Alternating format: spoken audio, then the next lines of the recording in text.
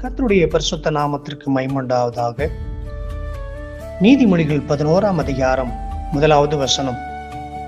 கள்ளத்தராசு கர்த்தருக்கு அருவருப்பானது, சுமுத்திரையான நிறைக்கல்லோ அவருக்கு பிரியம். ஆம் தேவ பிள்ளைகளே, நம்முடைய ஆசீர்வாதத்திற்கு தடையே சில நேரங்களிலே நாம இருப்போம். ஏன் நாம் ஆசீர்வாதத்திற்கு நாம் தடையாக இருக்கிறோம் என்றால், வசனம் சொல்கிறது கள்ளத்தராசு கர்த்தருக்கு அருவருப்பானது. கர்த்தருக்கு அருவருப்பான ஒரு காரியங்களிலே நாம் ஆசீர்வதிக்கப்படவே முடியாது. ஆம், ஏதோ ஒரு வகையில ஏதோ ஒரு காரியத்தை செய்து ஏமாற்றி கள்ளத்தனங்களை செய்து நம் வாழ்க்கையில் ஆசீர்வதிக்கப்பட முடியாது.